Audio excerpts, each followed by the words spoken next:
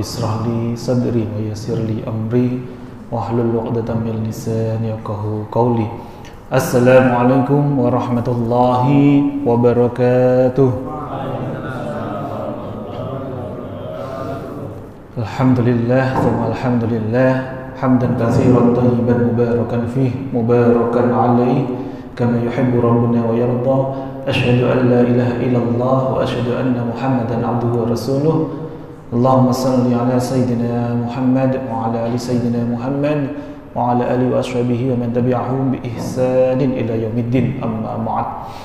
Alhamdulillah, kami doakan semoga seluruh jamaah yang hadir di majelis rutin ini, majelis sirah nabawiyah ini, Allah semakin hadirkan kita semuanya menjadi sungguh-sungguh seorang hamba yang diakui kelak oleh baginda Nabi sallallahu alaihi wasallam, umat-umatnya yang mendapatkan syafaat dari beliau.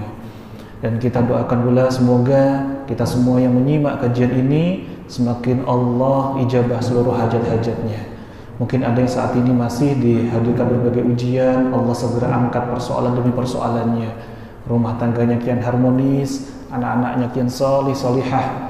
Mungkin ada yang sedang diuji kurang sehat, semoga Allah segera lapangkan, hadirkan kesembuhan yang terbaik. Mungkin ada yang berbagai persoalan dari pekerjaan yang belum ringan, semoga Allah semakin lapangkan segala urusan kita, termasuk aktivitas kita, pekerjaan-pekerjaan kita. Amin Allahumma amin. Alhamdulillahirabbil alamin. Bersyukur tiada hentinya kita kepada Allah Subhanahu wa taala ketika kita masih sungguh-sungguh diberikan nikmat sehat ini, nikmat masih diberikan nafas, nikmat masih diberikan hidup. Ini adalah bagian dari Masya Allah ya, nikmat yang sangat luar biasa dari Allah Subhanahu wa taala. Maka maksimalkanlah waktu terbaik yang masih Allah hadirkan untuk kita, untuk semakin dekat, semakin taat dan memperbanyak ibadah kepadanya. Sertakan pula dalam rutinitas kita, aktivitas kita, pekerjaan kita, kita tambahkan dengan niat ibadah lillahi ta'ala. Maka insya Allah, Allah pun akan semakin guyurkan pahala yang semakin berlimpah ruah kepada kita semuanya. Mari kita awali majelis ilmu kita hari ini ya dengan kalimat syukur, kalimat tahmid bersama-sama. Alhamdulillahirabbil alamin. Salawat serta salam senantiasa kita haturkan kepada junjungan kita Nabi Agung, Nabi besar, pemimpin seluruh makhluk, baginda Nabi Muhammad sallallahu alaihi wasallam, sang suri tauladan terbaik yang senantiasa kita nanti-nantikan syafaatnya. Dan bismillah, dengan kita terus belajar sirah perjalanan dari beliau baginda Nabi sallallahu alaihi wasallam, dari kehidupan beliau, step demi step beliau dalam mengemban amanah dari Allah Subhanahu wa taala inilah, semoga kita semakin ditumbuhkan rasa cinta kepada beliau, dan semoga pula kita pun kelak bisa berkumpul bersama dengan beliau di surga Allah Subhanahu wa taala. Amin Allahumma amin. Apa saja yang sudah kita pelajari di pertemuan sebelumnya, kita sedikit ya, kita preview sejenak sebelum kita masuk ke bab materi kita hari ini. Bab hari ini adalah tentang hijratul Mustafa sallallahu alaihi wasallam, yakni hijrahnya al-Mustafa, yakni Nabi sallallahu alaihi wasallam ya, menuju kepada Madinah. Tapi sebelum hijrahnya Rasulullah sallallahu alaihi wasallam ini, ada hal-hal yang kemarin sudah kita pelajari. Yang pertama ya, adanya hijrah dari kaum muslimin terlebih dahulu. Jadi para sahabat sudah terlebih dahulu berangkat ke Madinah. Berikutnya mulai adanya siasat, mulai adanya kesepakatan ya, majelis di Darun Nadwah dari para kaum Quraisy untuk berusaha membunuh Nabi sallallahu alaihi wasallam. Dan alhamdulillahnya Allah berikan tanda-tanda, Allah berikan bocoran rahasia itu sehingga Rasulullah SAW bersegera untuk mempersiapkan diri. Maka tibalah perintah Allah Subhanahu wa taala kepada Nabi SAW untuk segera berhijrah ke Madinah. Dan di bab inilah kita bahas tentang detik demi detik perjalanan baginda Nabi SAW yang sangat luar biasa ya, sebelum menuju ke Madinah. Beberapa referensi nanti yang akan saya bacakan, kalau secara kitabnya masih sama, kita lanjutan dari kitab Khulasatul Yakin, tapi beberapa penjelasan saya ambilkan rujukannya, literasinya dari 3 kitab, yakni kitab Bidayah wa Nihayah yang ditulis musannifnya adalah Ibnu Katsir. Kemudian kitab Ar-Rahiq Al-Maktum yang ditulis oleh Syafiur Rahman Al-Mubarakfuri, dan juga kita ambil juga ya referensi dari kitab induknya dari Khulasanul Yakin, yakni kitab Nurul Yakin yang ditulis oleh Syekh Khudari Baik. Bismillah, semoga Allah ridhai kita semuanya untuk belajar pada siang hari ini. Kita awali dulu dengan basmalah bersama-sama. Bismillahirrahmanirrahim. Qala al-musannifu rahimahullahu ta'ala wa nafa'ana bihi wa bi ulumihi fid dharaini amin ya rabbal alamin. Semoga Allah senantiasa hujamkan keberkahan kepada penulis kitab Khulasanul Yakin ini, yakni Syekh Umar Abdul Jabbar, beserta kitab induknya yakni Syekh Khudari Baik, dan juga beberapa para musannif kitab yang Masya Allah keberkahannya bisa kita rasakan hingga saat ini masih kita belajar dari kitab-kitab karya beliau, yakni Ibnu Katsir dan juga Syekh Syafiur Rahman Al-Mubarakfuri. Amin Allahumma amin. Bismillahirrahmanirrahim. Di bagian pertama, tawajjaha Rasulu ila Abi Bakr. Tawajjaha, maka bersegeralah Nabi SAW ini untuk menghadap atau berjumpa atau mendatangi ya. Tawajjaha Rasul, ini bersegeralah Rasulullah SAW mendatangi ila Abi Bakrin, kepada Abu Bakar Asy-Siddiq. Jadi setelah Rasulullah itu mendapatkan informasi bahwa beliau ini akan dibunuh, maka bersegeralah Rasulullah ini ya menemui kepada sahabat beliau yakni Abu Bakar Asy-Siddiq, karena seluruh sahabat pun juga semuanya sudah mulai berangkat ke Madinah.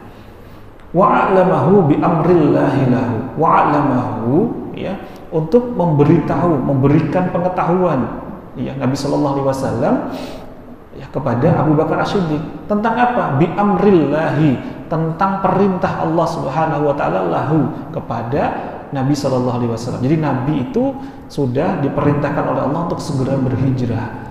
Maka beliau kabarkan ya oleh Rasulullah kepada Abu Bakar Asy-Siddiq. Fasa'alahu Abu Bakrin suhbah. Maka ya Rasulullah ini meminta atau menawarkan, mengajak Abu Bakar sebagai as-suhbah. As-suhbah itu teman pendamping ya, lebih dari sekedar sahabat, tapi pendamping sepanjang perjalanan Rasulullah SAW dalam hijrah. Faqala, maka berkatalah atau menjawablah Abu Bakar, na'am, ya, siap ya, sami'na wa ata'na. Thumma hayya'a rahilataini li safrihima. Kemudian ya, hayya'a menyiapkan rahilataini ya, kendaraan keduanya li safrihima. Jadi di sini kalau di dalam rujukan kitab Bidayah wa Nihayah disebutkan Abu Bakar Asy-Siddiq ini kemudian mencari seorang yang bisa dipercaya untuk mencarikan kendaraan, 2 tunggangan unta. Meskipun orang ini bukan orang muslim, mereka masih ya dari golongan orang kafir Quraisy, tapi ini masih bisa dipercaya. Maka disewalah 2 unta. Beliau ini namanya adalah Abdullah bin Uraikid. Jadi beliau ini bukan hanya sekedar nyewa unta, tapi nanti diharapkan ketika beliau nanti disewa untanya, beliau juga menjadi penunjuk jalan sampai nanti tiba ke Madinah. Karena jalan yang ditempuh nanti bukan jalan yang biasa ditempuh oleh orang-orang dalam berhijrah, karena dikhawatirkan nanti Nabi ditangkap. Maka nanti tidak seperti jalan atau medan yang biasanya. Wa'tiyahuma lidailin mahirin. Nah, di sini disebutkan ya, wa'tiyahuma, dan menyerahkan ya keduanya ini, kendaraan ini dipasrahkan kepada seorang penunjuk jalan yang mahir. Jadi kalau dalam kitab Rahiq Al-Maktum ini disebutkan namanya dengan jelas, namanya Abdullah bin Uraikid. Ini adalah pemilik unta tadi dan sekaligus yang mahir dalam memberikan penunjuk jalan. Wa amra'ahu ayyaji'a bihima.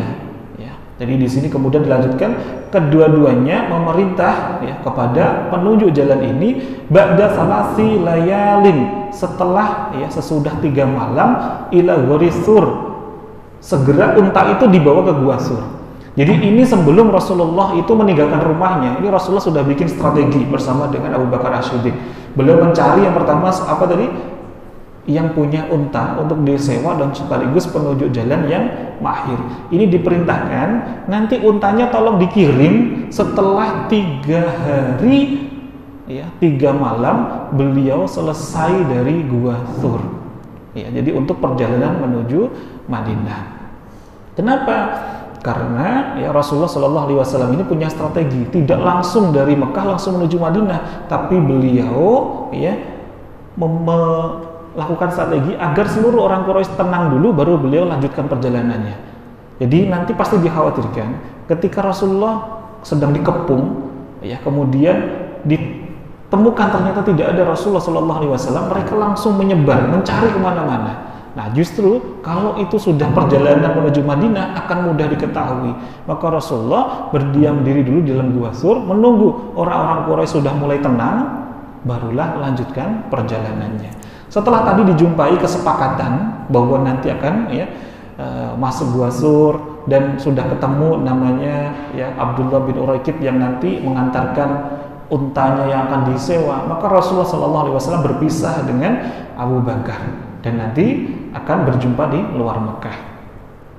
Fafil lailati allati azzama fiha ala khuruji min baitihi.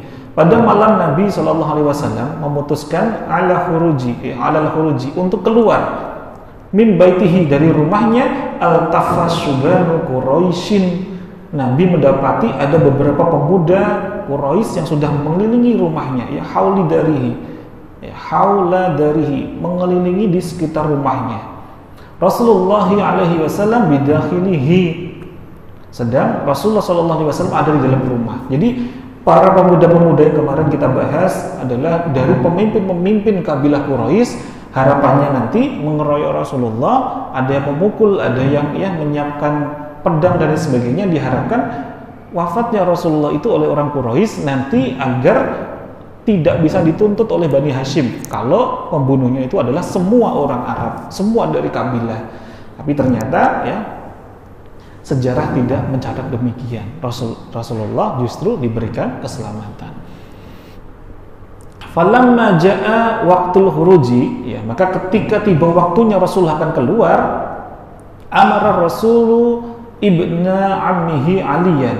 Rasulullah memerintah kepada ibni ammihi, anak dari pamannya yang bernama Ali yang bernama Ali. Jadi Rasulullah itu sebelum dia keluar, Rasulullah panggil anak pamannya yang bernama Ali bin Abi Thalib. Kalau di dalam kitab Bidayah wa Nihayah disebutkan Ali bin Abi Thalib itu diminta tidur persis di tempat tidurnya Rasulullah SAW, kemudian mengenakan burdah warna hijau, ya penutup kain warna hijau yang itu biasa diketahui oleh orang Quraisy dikenakan oleh Rasulullah SAW. Burdah hijau ini miliknya Rasulullah, berwarna hijau yang beliau miliki dulunya didapat dari Hadramaut, dari Yaman. Bin naumi ala firashihi. Ya, jadi Ali bin Abi Thalib ini diperintahkan untuk tidur, ya, diperintahkan untuk tidur di atas tempat tidurnya beliau. Li'alla yashukka ahadun fi wujudihi, supaya orang tidak ragu-ragu bahwa adanya Nabi itu ada di rumah beliau. Karena rumahnya Nabi ini tidak besar, teman-teman. Ya, sebagaimana ya, insyaallah rumah orang-orang Quraisy pada umumnya, rumah Nabi ini nggak besar dan ada lubang-lubang di sekitarnya. Maka orang-orang para pemuda Quraisy yang mengelilingi Nabi itu beberapa kali nengok ke dalam lubang itu untuk melihat, oh ternyata masih ada orang yang tidur, oh ternyata Rasulullah masih tidur. Jadi dianggapnya Rasulullah masih ada tidur di situ, tapi dengan strategi tadi Ali bin Abi Thalib itu yang tidur di atas tempat tidurnya Rasulullah SAW, mengenakan selimut ya dari burdahnya Rasulullah SAW. Bibaitihi, ya masya Allah, di rumah beliau. Wa amarahu ayyarudda amanatin nasi ila ahliha. Dan Rasulullah SAW itu beliau meminta tolong kepada Ali bin Abi Thalib untuk nanti mengembalikan ya amanah-amanah berupa barang-barang orang kepada yang punyanya. Jadi di rumah Nabi Shallallahu Alaihi Wasallam itu masih ada beberapa barang yang itu titipan dari orang-orang yang percaya kepada Nabi Shallallahu Alaihi Wasallam.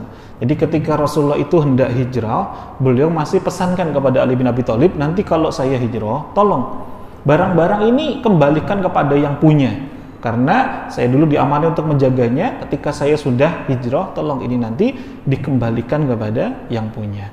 Thumma kharaja ala a'daihi. Kemudian Nabi keluar ya di tempat musuh-musuhnya. Jadi orang-orang Quraisy ini. Apa yang dilakukan oleh Nabi Shallallahu Alaihi Wasallam ketika beliau keluar?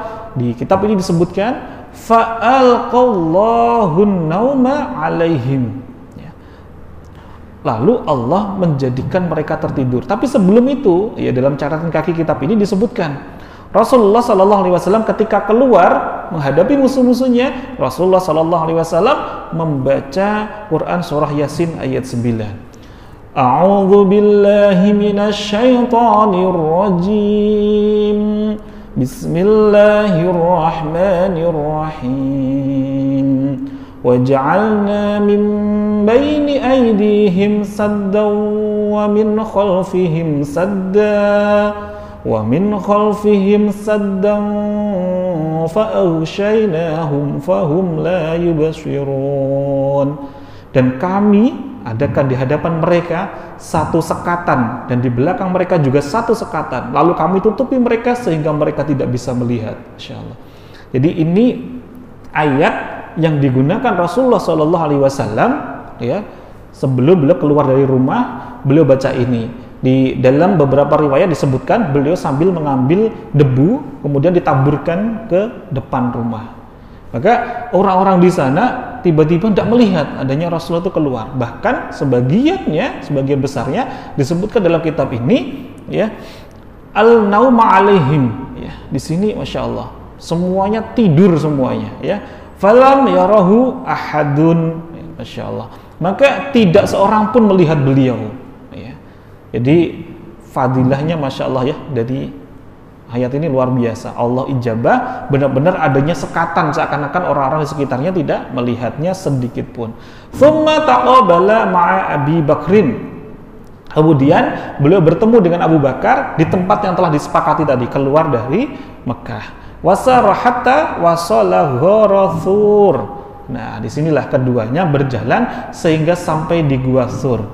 Wasaba'a fihi, dan bersembunyi di situ. Nah, perjalanan Rasulullah Sallallahu Alaihi Wasallam itu kan dari kota Mekah menuju Madinah itu dari selatan menuju utara. Tapi strateginya Rasulullah Sallallahu Alaihi Wasallam itu luar biasa. Kenapa beliau itu ke Gua Thur gitu? Gua Thur itu letaknya ada di selatan sebelah barat, berarti apa namanya? Barat daya. Jadi Rasulullah itu berjalan kaki, medannya itu pegunungan, tidak biasa dilalui oleh kendaraan yang lainnya, unta ataupun yang lainnya tidak. Jadi beliau berjalan kaki, jalan kakinya Rasulullah Shallallahu Alaihi Wasallam itu pakai kaki yang depan, artinya apa? Jinjit. Beliau untuk apa? Biar tidak terlihat jejaknya. Beliau naik, perjalanan naik ini. Ya, kalau sekarang udah nggak seperti dulu. Sekarang gunung-gunung itu kalau di Arab, ya di Mekah itu pada dipangkasi. Kalau di zaman Rasul itu medan karena ini naik, ya tanjakan itu kurang lebih 14 km untuk menuju Gua Thur, tempat untuk beliau singgah sementara. Tapi kalau saat ini di era saat ini kalau kita hitung dari rumah Rasulullah menuju Gua Thur itu kurang lebih hanya 4-5 km. Tapi kalau dulu itu tanjakan luar biasa. Jadi karena namanya tanjakan, maka medannya lebih ekstrim. Itu kurang lebih diukur di rata-rata 14 km perjalanan Rasulullah SAW bersama dengan Abu Bakar As-Siddiq. Jadi Rasulullah itu berangkatnya itu adalah di hari Jumat. Ya, jadi beliau 3 hari 3 malam berada di Gua Thur. Apa yang terjadi ketika tiba di Gua Thur? Abu Bakar As-Siddiq mengatakan, tunggu Nabi. Jangan engkau masuk sebelum aku masuk terlebih dahulu. Beliau ingin memastikan, ya, kalau nanti ada binatang berbahaya, kalau ada sesuatu yang mengancam, biar beliau terlebih dahulu. Abu Bakar As-Siddiq terlebih dahulu. Maka beliau masuklah ke dalam Gua Thur ini, kemudian melihat ada beberapa lubang-lubang yang dikhawatirkan oleh Abu Bakar As-Siddiq ini berbahaya. Maka beliau sobek bajunya, beliau sumbat lubang-lubang itu. Sampailah kemudian tersisa nggak cukup lagi, ada 2 lubang yang nanti ya oleh Abu Bakar As-Siddiq ditutup pakai kedua kakinya. Ya, setelah sekiranya aman, Rasulullah Shallallahu Alaihi Wasallam diminta untuk masuk. Dan ketika masuk itu, ya Masya Allah, Abu Bakar As-Siddiq ini luar biasa. Karena beliau usianya sudah lebih lanjut dibandingkan dengan Rasulullah. Beliau itu menenangkan Rasulullahnya luar biasa. Diminta Rasulullah, ya kepala beliau itu berada di atas pangkuannya beliau. Tapi kakinya tadi, ingat, kakinya itu adalah nutupin 2 lubang yang masih tersisa yang tidak disumbat dengan kain. Ternyata saat disumbat pakai kaki tadi, di dalamnya ada binatang buas. Ada yang mengatakan bahwa itu adalah ular berbisa. Jadi kakinya itu digigit oleh ular. Tidak berani untuk teriak. Kenapa? Karena di luar sudah ada orang-orang yang orang-orang Quraisy yang sedang mencari-cari. Dan seandainya itu orang-orang Quraisy saja melihat arah kaki, artinya melihat ke bawah dari lubang Gua Thur itu, tentulah dia akan mendapati di situ ada Abu Bakar dan juga Rasulullah Sallallahu Alaihi Wasallam. Tapi inilah ya Masya Allah, Allah melindungi, menutupi itu semuanya. Dan di situ Abu Bakar As-Siddiq hanya bisa meneteskan air mata, menahan sakit dari ular berbisa yang menggigit kakinya itu. Kemudian Rasulullah Sallallahu Alaihi Wasallam bertanya, ada apa gitu ya? Barulah kita dicek, ternyata sampai bengkak gitu sama Rasulullah. Ya, diucapkan salah satu kalamullah, firman Allah, kemudian cukup dikeluarkan ludahnya Rasulullah sedikit untuk ditaruh di tempat sakitnya itu, dan kemudian langsung sembuh. Dalam beliau selama 3 hari, bagaimana makan dan minumnya? Nah, ini kerennya lagi Abu Bakar As-Siddiq ya. Ini beliau itu ternyata sudah menyusun strategi yang sangat luar biasa sebelum beliau itu berangkat. Beliau itu meminta salah satu budaknya yang bernama Abdullah bin Fuhairah, atau nyebutnya juga Amir bin Fuhairah. Beliau itu diperintahkan untuk mengembala kambing. Jadi kambingnya ini sudah subur, masa subur, sudah ada yang punya susu istilahnya. Jadi diminta untuk mengembala kambing di lereng-lereng gunung tadi yang di dekat Gua Thur, dilepaskan di sana. Maka Abu Bakar As-Siddiq keluar memerah susu dari kambing ini untuk asupannya untuk sehari-harinya. Dan diriwayatkan yang lain, anaknya dari Abu Bakar As-Siddiq yang bernama Asma binti Abu Bakar ini juga sesekali mengirimkan makanan dengan diikat di lehernya unta, disabui makanannya. Kemudian kalau malam hari, jadi selama 3 hari ini, ada salah satu putranya Abu Bakar As-Siddiq yang bernama Abdullah bin Abu Bakar, ini luar biasa. Beliau sehari-hari itu membaur dengan orang-orang Quraisy. Jadi dia juga sehari-hari bersama orang Quraisy, malam harinya juga tidur bersama orang Quraisy. Tapi di sepertiga malam, beliau bangun berjalan kaki naik menuju Gua Thur untuk memberikan kabar, atau istilahnya telik sandi, mengabarkan bahwa orang-orang Quraisy sudah mulai murka, orang-orang Quraisy sudah memberikan hadiah bagi siapa saja yang bisa menangkap Rasulullah akan diberi 100 ekor unta. Itu kabarnya dari Abdullah bin Abu Bakar.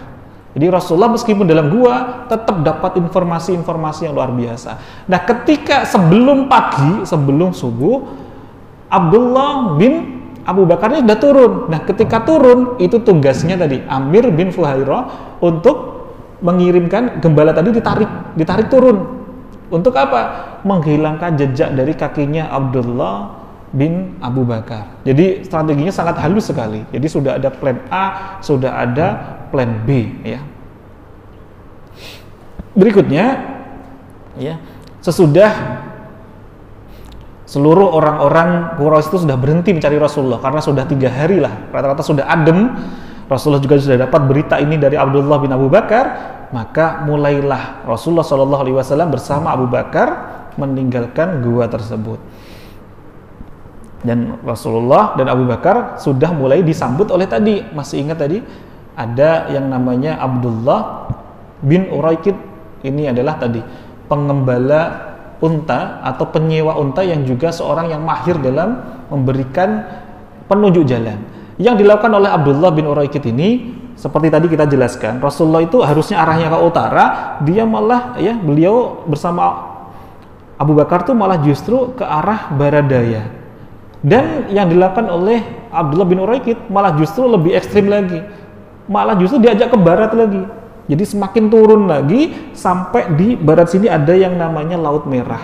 Nah, beliau diajak jalan tidak sebagaimana medan jalan yang sudah dijalani oleh orang-orang. Beliau lewat pesisirnya, pantainya, Laut Merah. Barulah nanti sekiranya sudah mulai aman, beliau barulah mulai agak serong ke timur.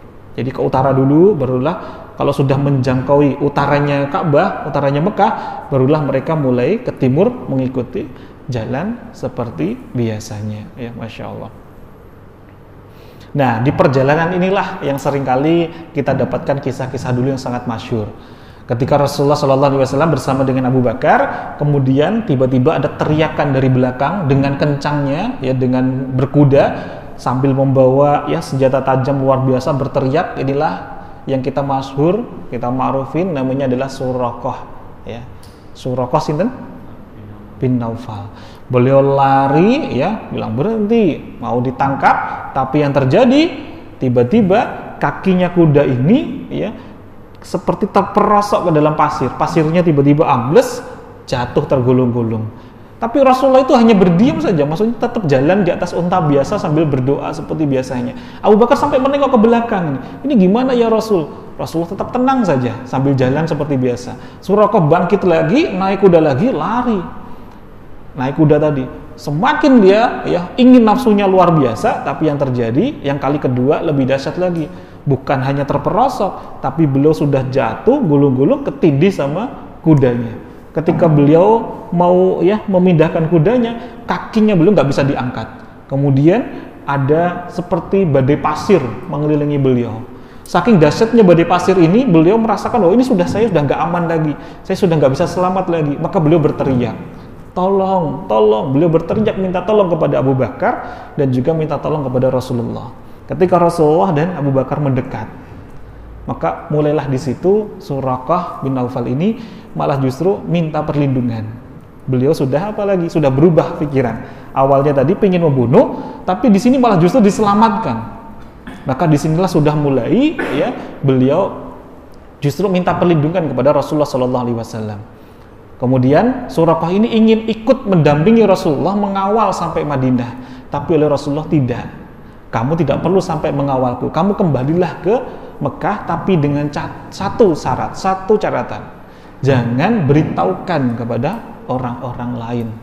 Maka sepanjang dia perjalanan pulang, ketika bertemu dengan orang-orang Quraisy yang menginginkan dapat 100 ekor unta betina dari dalam sayembaranya orang-orang Quraisy kalau menangkap Rasulullah, Suraqah ini kalau ditanya, sudahkah kamu melihat jejak-jejak Rasulullah? Sudahkah kamu melihat ya adanya tanda-tanda ditemukannya ya Nabi Muhammad? Maka Naufal ini tadi ya Suraqah bin Naufal ini mengatakan bahwa tidak, kamu pulang saja. Tidak, kamu pulang saja. Ini karena beliau sudah berjanji tadi di dalam ya sumpah setianya tadi ketika beliau sudah ditolong oleh Rasulullah Sallallahu Alaihi Wasallam. Jadi pertanyaan yang pertama di dalam kitab ini ya, berapa lama Nabi dan Abu Bakar tinggal di dalam gua tadi? Berapa lama? 3 hari ya, 3 hari 3 malam. Jumat, Sabtu, Ahad. Ya. Siapa yang membawa kabar kepada Abu Bakar dan Rasulullah? Yang berikan berita-berita tadi siapa? Abdullah bin Abu Bakar, ya, Masya Allah. Kemudian, ya, siapa yang menemui ya mereka di jalanan yang ingin membunuh Nabi tadi? Suraqah, ya, Masya Allah, Suraqah bin Naufal. Maka tibalah Rasulullah SAW singgah nanti di salah satu tempat yang sangat mulia juga saat ini, namanya nanti Quba. Beliau nanti singgah di Quba. Inilah permulaan masjid yang pertama kali didirikan oleh Rasulullah SAW. Masjid yang pertama kali didirikan oleh Rasulullah ini namanya adalah Masjid Quba. Dan di Masya Allah ya, nanti ada sejarah yang sangat masyhur juga di Masjid Quba ini, ada fadilah yang sangat luar biasa. Nanti di ujung pertemuan kita kali ini kita bahas.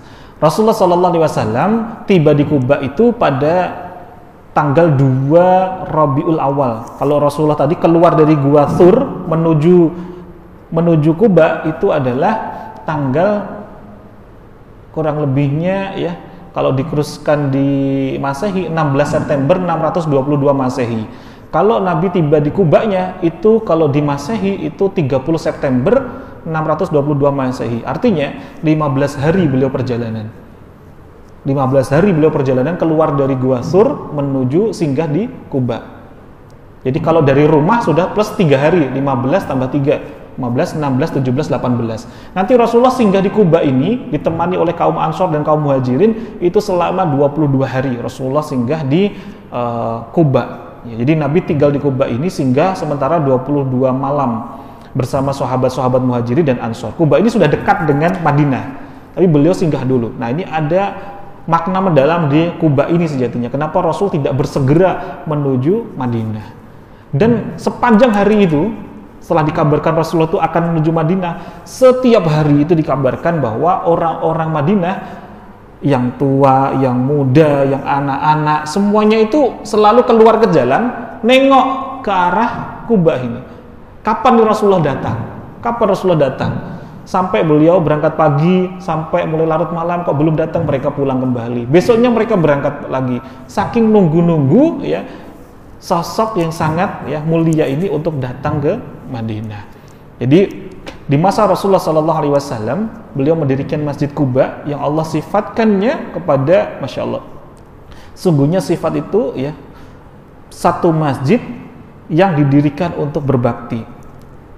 Jadi ini tepatnya kurang lebih pada 2 Rabiul Awal, Nabi bersama Abu Bakar As-Siddiq tiba di Kubah, kemudian beliau singgah selama 22 hari, kemudian mendirikan ya masjid di sana. Kemudian beliau mendirikan masjid untuk sebagai tempat sholat. Nah, di sini salah satu keutamaan fadilah dari Masjid Kubah ya. Rasulullah SAW bersabda, ini juga diriwayatkan oleh Imam Ibnu Majah ya, bahwa Rasulullah pernah bersabda, man tatahhara fi baitihi, barang siapa yang bersuci di rumahnya, thumma ata masjida Kuba'in, lalu ia mendatangi Masjid Kuba, fasalla fihi sholatan, lantas ia melaksanakan sholat di dalamnya, ya, kana lahu ka ajri umratin, maka pahalanya seperti pahala umrah. Insyaallah. Jadi nanti jika Bapak Ibu dimudahkan oleh Allah untuk berangkat umrah, atau biasanya ke Madinah dulu atau ke Mekah dulu gitu ya, Masjidil Haram terlebih dahulu. Pas nanti di Madinah, sempatkan waktu ambil air wudhu dari tempat hotelnya masing-masing, kemudian boleh, nggak harus ikut rombongan, naik taksi menuju Kuba. Menuju Kuba ini dekat sekali, Masjid Kuba ini. Kalian sholat 2 rakaat, mau sholat sunnah, mau sholat wajib di sana, ya, maksudnya bisa sholat subuh ataupun sholat wajib di sana. Ini sholat saja di sana. Nggak harus 2 rakaat, mau sholat duhur, sholat asar, pokoknya sekali sholat di sana dengan catatan tadi syaratnya ambil wudhunya dari rumah. Itu sudah mendapatkan pahala laksana umroh dengan sempurna. Jadi kalau orang-orang yang tahu ya, ini kebanyakan mereka naik taksi aja langsung, nggak harus nunggu rombongan. Biasanya kan yang pergi umroh itu kan ada di Madinah biasanya 4 hari atau 3 hari. Nah, waktu itu bisa dimanfaatkan terbaik. Ini pernah ada hadis ini ya, secara kisahnya diriwayatkan banyak sekali para sahabat yang saat itu bertanya, ya Rasul, mudah bagi orang-orang ya Muslim yang ada di Arab, yang ada di Mekah untuk umrah setiap hari. Lah kami yang di Madinah bagaimana ya Rasul? Kami juga ingin umrah setiap hari, tapi keadaan belum aman untuk ke sana. Maka Rasulullah pun ya riwayatkan hadis ini. Jadi barang siapa bersuci di rumahnya, lalu ia mendatangi Masjid Kuba, lantas ia melaksanakan sholat di dalamnya, maka pahalanya seperti pahala umrah. Ya, Masya Allah. Artinya ini juga Masjid Kuba ini juga salah satu masjid yang sangat mulia. Ada juga yang menyebutkan riwayat yang lain bahwa pahala sholat di Kuba ini ya sama halnya semulianya kita sholat di Baitul Maqdis, di Al-Aqsa. Dia menyebutkannya demikiannya, wallahu a'lam terkait dengan hadis tersebut. Tapi yang paling masyhur yang saya ketahui adalah pahala kita laksana melakukan umroh. Jadi laksana kita itu ambil mikot sampai kita ya tawaf, kemudian kita sa'i, kemudian kita tahalul, itu cukup dengan sholat di Masjid Kuba. Ya, Masya Allah. Wallahu a'lam bishawab. Nah, kemudian kita di pertemuan selanjutnya kita akan bahas perjalanan Nabi dari Kuba masuk ke Madinah. Itu nanti kisah yang tentang ya mengharukan terkait dengan sholat Jumat pertama kali. Khutbah Jumat pertama kali itu dilakukan di hari Jumat, itu ketika Rasulullah mulai dari Masjid Quba menuju Madinah. Ketika tiba di Madinah, nanti beliau mengadakan ini khutbah Jumat yang pertama kali, sholat Jumat yang pertama kali. Nah, nanti kita akan bahas lebih mendalam lagi. Nah, sebelum kita tutup, mohon izin nanya ya, satu pertanyaan lagi. Quran surah dan ayat berapa tadi ketika Rasulullah hendak keluar dari rumah saat sudah dikepung oleh orang-orang Quraisy? Yasin, ayat berapa? Nah, ini juga menjadi bagian dari ayat penjagaan atau juga menjadi bagian dari ayat ru'yah. Ya. Jadi ternyata ada sejarahnya di sini tadi. Quran surah Yasin ayat 9. Ya, Masya Allah. Wallahu a'lam bishawab. Ya, semoga Allah senantiasa hujamkan nikmat sehat, nikmat ya umur yang panjang kepada kita untuk terus belajar memahami sejarah-sejarah dari ya pribadi yang suri tauladan terbaik, uswatun hasanah, yakni baginda Nabi sallallahu alaihi wasallam. Ya, Masya Allah. Barakallahu fikum. Jika ada satu hal yang hak, yang benar semata-mata dari Allah, jika ada satu hal yang belum tepat, itu datangnya dari diri saya pribadi. Mohon ridhonya, mohon dimaafkan yang sebesar-besarnya. Saya kembalikan lagi kepada Pak Sairin. Bila taufiq wal hidayah wa ridhal inayah. Wassalamualaikum warahmatullahi wabarakatuh.